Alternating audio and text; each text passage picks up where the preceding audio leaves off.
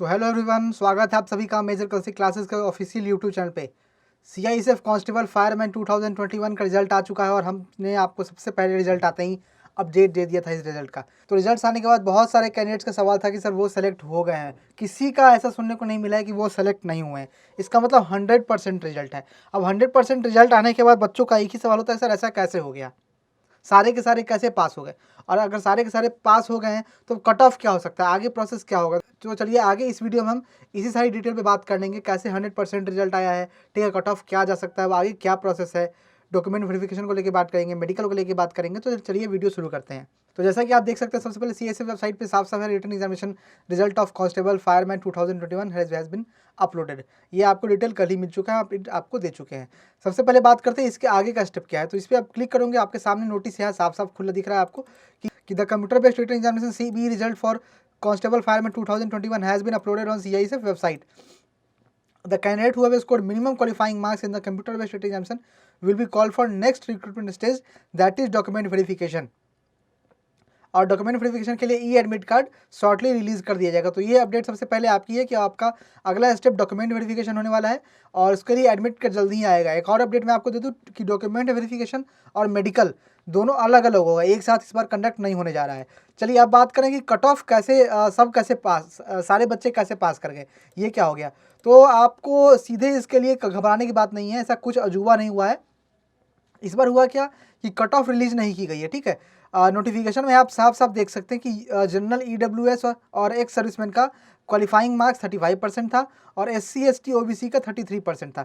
तो जितने भी कैंडिडेट्स ने मिनिमम क्वालिफाइंग मार्क्स लाया है उतने में वो पास हो गए सारे के सारे। अब हर बच्चे इतना तो लाया ही होगा, तो जितने बच्चों ने इतना परसेंट लाया है वो सीधे सीधे पास हो गए हैं, ठीक है। अब अगला स्टेप डॉक्यूमेंट वेरिफिकेशन है और फिर उसके बाद मेडिकल है। तो चलिए अब बात करते हैं डॉक्यूमेंट वेरिफिकेशन के लिए आपको कौन कौन सा डॉक्यूमेंट बनवा लेना है। इसके लिए आपको और भी कहीं जाने की जरूरत नहीं है, आप सीधे नोटिफिकेशन पे ही जा सकते हैं। नोटिफिकेशन में ही आपको यहाँ सारी अपडेट मिल जाएगी देखने के लिए। आप आ जाइएगा, अब ये आप देखिए process of certification and format of certificate, ठीक है। 6 नंबर कॉलम पे आप आइएगा, यहाँ पे आपको सारी डिटेल देखने को मिल जाएगी। पहला अपडेट है उसमें दिया गया है कि जिन कैंडिडेट्स को एज रिलैक्सेशन चाहिए वो अपना सर्टिफिकेट पब्लिश करें, मतलब सबमिट करें, जिसमें ये दर्शाता हो कि आप उस कैटेगरी से आते हैं, SC ST OBC कैटेगरी से, जिसका आपको एज रिलैक्सेशन दिया जा सके। अदरवाइज अगर आप नहीं करते हैं तो आपको एज रिलैक्सेशन नहीं मिलेगा। और दूसरा अपडेट है कि आपको डोमिसाइल या PRC सबमिट करना पड़ेगा और वो होना चाहिए आपका उसी स्टेट का जिस स्टेट के आप रहने वाले हों। तीसरा स्टेट है कि आपको कास्ट सर्टिफिकेट इशू करना पड़ेगा। और बहुत सारे बच्चे करते क्या है कि डोमिसाइल सर्टिफिकेट किसी एक स्टेट का लगाया और कास्ट सर्टिफिकेट किसी दूसरे स्टेट का बनवा लेते हैं कट ऑफ के चक्कर में।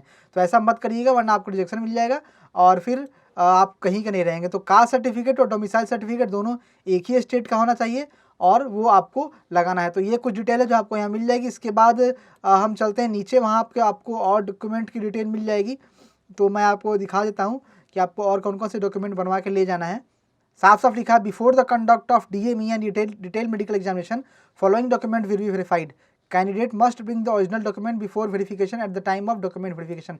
यानी कि आपको सारे ओरिजिनल डॉक्यूमेंट लेके जाना है। अब क्या क्या डॉक्यूमेंट लेके जाना है, तो आपको अपना 10th 12th का सर्टिफिकेट लेके जाना है, ठीक है। इसके बाद आपको डोमिसाइल सर्टिफिकेट या परमानेंट रेजिडेंट सर्टिफिकेट PRC लेके जाना है और वो एक इशूड होना चाहिए किसी गवर्नमेंट अथॉरिटी से, जो मैंने आपको बता दिया है, ठीक है।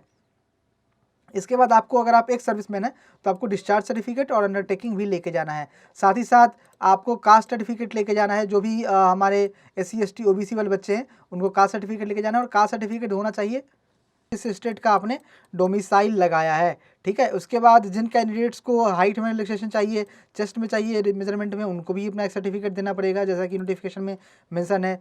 उसके बाद क्या कहते हैं, अगर आप क्या कहते हैं डिपेंडेंट एप्लीकेंट हैं तो उसके भी आपको सर्टिफिकेट है, ठीक है। ये सारे सर्टिफिकेट आपको, अगर आप उस कैटेगरी में आते हैं तो लेके जाना है। सारे घबराने की बात नहीं है, ये सारा डिटेल आपको दिया हुआ है नोटिफिकेशन में। आप उस नोटिफिकेशन आराम से पढ़िए, आपको सारी डिटेल मिल जाएगी। ID प्रूफ लेके जाना है, ID प्रूफ में आपका नाम, आपके गार्जियन का डिटेल क्लियरली होना चाहिए, जो कि आपने एप्लीकेशन फॉर्म में दिया हो। अगर आप वोटर ID लगाए हैं तो वो दीजिए, ड्राइविंग लाइसेंस लगाएं तो वो लेके जाइए, ठीक है। इसके अलावा अगर आप एनसीसी कैंडिडेट है तो वो भी ले जा सकते हैं। एक सर्विसमैन को अपना सर्टिफिकेट लेके जाना है।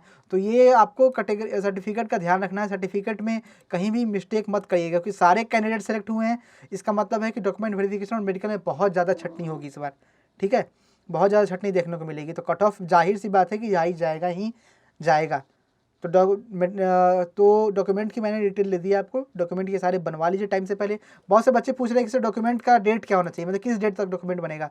तो ये भैया नोटिफिकेशन में आपको क्रूशियल डेट ऊपर देखने को मिल गई है, ये देखिए 4 मार्च 2022, ये क्रूशियल डेट है। इस डेट तक आपका डॉक्यूमेंट सारा बना होना चाहिए। अगर नहीं भी है इन केस तो भी बनवा लीजिए, डॉक्यूमेंट बनवा के ले जाइए, आपको वहाँ पे रिजेक्ट नहीं किया जाएगा, ठीक है। कट ऑफ जो है वो हर स्टेट का अलग अलग आता है, क्योंकि हर स्टेट की अलग अलग वैकेंसी रहती है, ठीक है। तो कट ऑफ इस बार हाई ही जाएगा। डॉक्यूमेंट वेरिफिकेशन बनवा लीजिए, डॉक्यूमेंट बनवा लीजिए। और मेडिकल के लिए आप जरूर आइए major Kalsi health care centre, क्योंकि मैं बता दूं फिर से, इस बार इतने ज़्यादा बच्चे मेडिकल और डॉक्यूमेंट में बाहर होंगे जिसका कोई अंदाज़ा नहीं है, ठीक है। तो मेडिकल में आप नहीं चाहेंगे कि आप मेडिकल में फाइनल स्टेज में जाकर रिजेक्ट हो जाएं।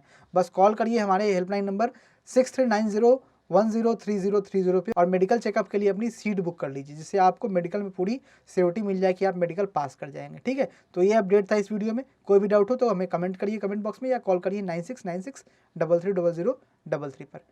अगले वीडियो अगले अपडेट के साथ हम जरूर आएंगे आपके पास। तब तक के लिए जय हिंद।